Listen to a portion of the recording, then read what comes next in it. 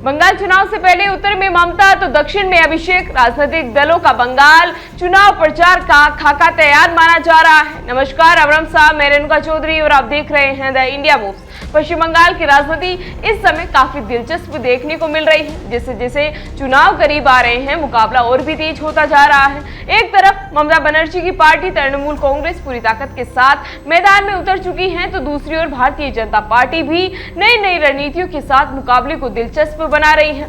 ममता बनर्जी 24 मार्च से अपने चुनावी अभियान की शुरुआत उत्तर बंगाल के अलीपुरदुआर से कर रही है और उसी दिन माटीगाड़ा और मयनागुड़ी जैसे इलाकों में भी रैलियां करेगी। ये वो क्षेत्र हैं जहां विपक्ष का असर माना जाता है, तो साफ है कि शुरुआत ही चुनौती वाले मैदान से की जा रही है। दूसरी ओर अभिषेक बनर्जी दक्षिण बंगाल से मोर्चा संभाल रहे हैं। उनकी पहली रैली पात्र प्रतिमा में और फिर नंदीग्राम जैसे हाई प्रोफाइल इलाके में होने वाली है, जो पहले ही शुभेंदु अधिकारी का मजबूत गढ़ भी माना जाता है।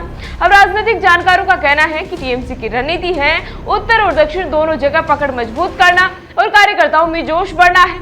अब बात करें बीजेपी की, तो बीजेपी उन्होंने इस बार एक अलग ही कार्ड खेला है। धार्मिक चेहरों को चुनावी मैदान में उतारने का कहा तो यह भी जा रहा है कि कालीगंज, नवद्वीप, बेहाला जैसी पूर्वी सीटों पर साधु संत और पुजारियों को टिकट देकर बीजेपी पार्टी ने योगी आदित्यनाथ मॉडल अपनाने की कोशिश की है।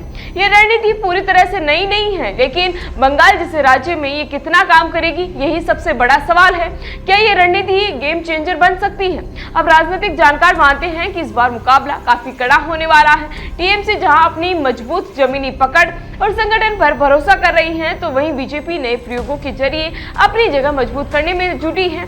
अभिषेक बनर्जी का दक्षिण बंगाल में सक्रिय होना और ममता बनर्जी का उत्तर में फोकस करना एक तरह से डबल अटैक जैसा माना जा रहा है। इससे पार्टी न सिर्फ हर क्षेत्र में अपनी मौजूदगी दिखा रही है, बल्कि कार्यकर्ताओं का मनोबल भी बढ़ा रही है। तो वहीं दूसरी ओर बीजेपी का दाव थोड़ा अलग सा नजर आ रहा है, जो भावनात्मक कनेक्शन बनाने की कोशिश कर रही है और कई बार चुनाव में बड़ा असर भी डाल सकता है। अब असली सवाल यही है कि क्या बंगाल की जनता इस बार विकास, स्थानीय मुद्दों और नेतृत्व को प्राथमिकता देगी या धार्मिक अपील पर असर दिखाएगी। 4 मई को जब नतीजे आएंगे तब पता चलेगा कि किसकी रणनीति काम आई है, लेकिन तब तक एक बात तो तय है कि ये चुनाव काफी रोमांचक होने वाले हैं। फिलहाल इसी तरह की जानकारी के लिए बने रहिए हमारे साथ और देखते रहिए द इंडिया मूव्स। नमस्कार।